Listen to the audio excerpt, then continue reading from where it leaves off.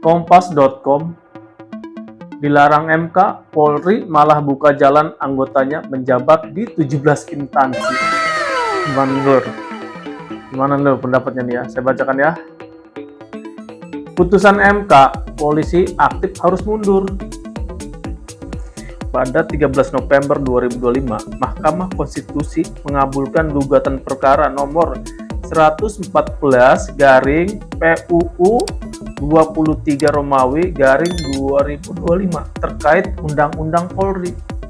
MK menegaskan polisi aktif dilarang menduduki jabatan sipil.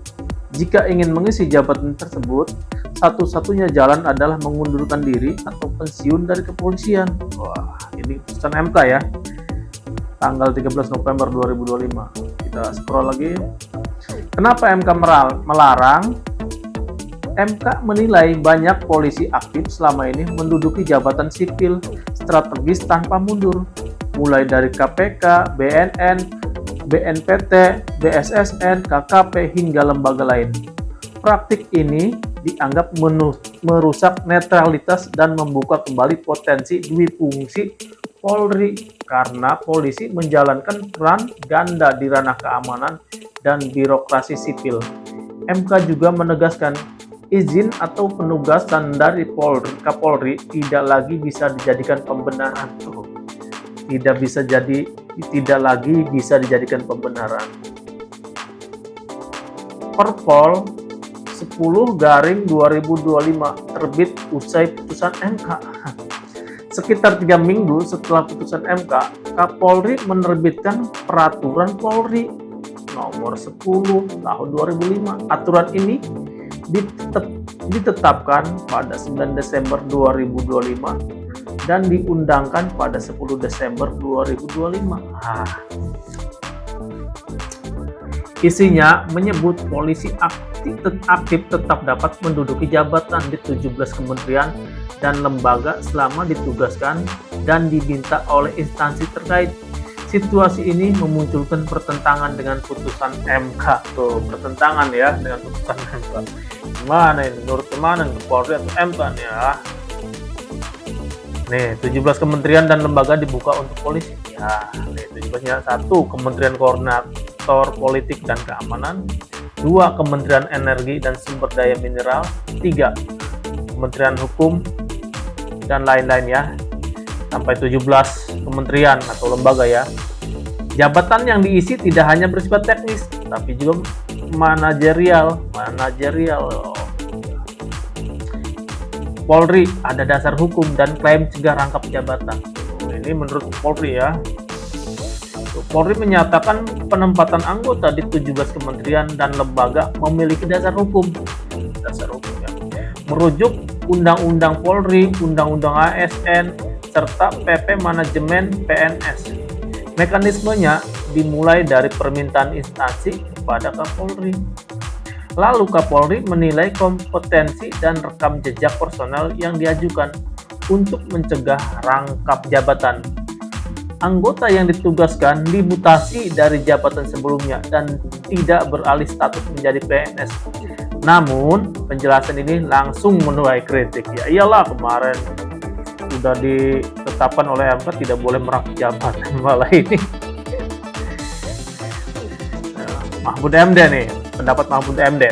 Kata Mahfud MD, Perpol bertentangan dengan MK.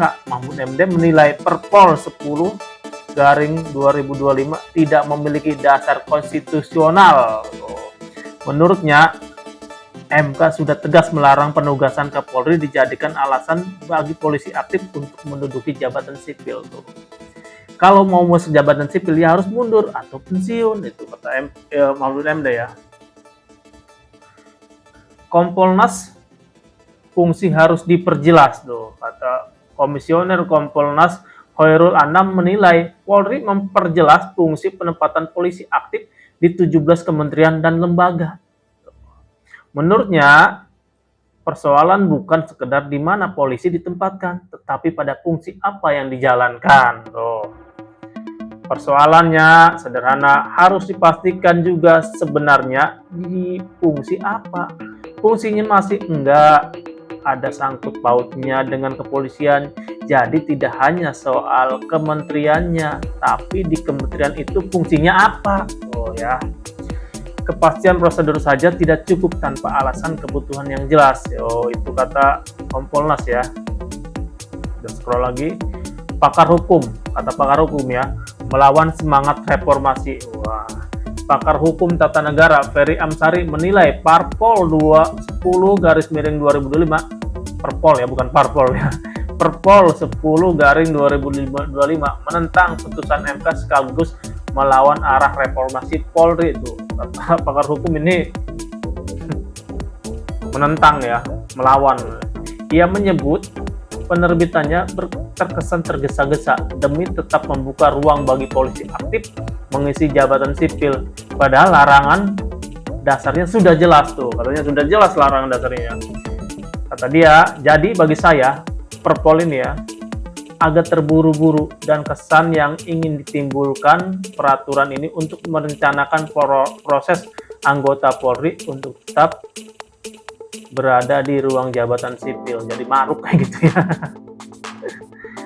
Penggugat Undang-Undang Polri ini pembangkangan MK. Oh, kata penggugat tuh, ini pembangkangan MK ya, pembangkangan.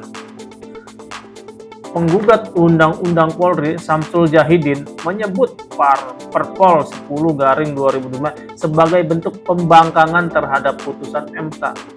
Ia menegaskan secara hierarki hukum Perpol berada di bawah undang-undang dan putusan MK sehingga tidak boleh menandinginya. Samsul juga mengingatkan Pasal 30 ayat 4 Undang-Undang Dasar 1945 menegaskan tugas Polri adalah melindungi, mengayomi, melayani, dan menegakkan hukum, bukan mengisi jabatan sipil. Iya benar ya. Tugas Polri itu melindungi, mengayomi, melayani, bukan mengisi jabatan sipil. Rakyat itu sebenarnya sederhana. Anda bertugas sesuai Undang-Undang Dasar udah. Ya. Perjuangan kami jadi sia-sia. Ini menurut Samsul Jahidin menyebut putusan MK yang mengabulkan gugatannya justru diakali lewat aturan internal Polri.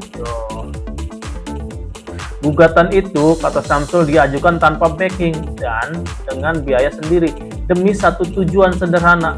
Polri bekerja sesuai fungsi konstitusionalnya. Ia berharap polisi menegakkan hukum tanpa kriminalisasi, tanpa membacking kekuasaan, dan tidak masuk ke jabatan sipil.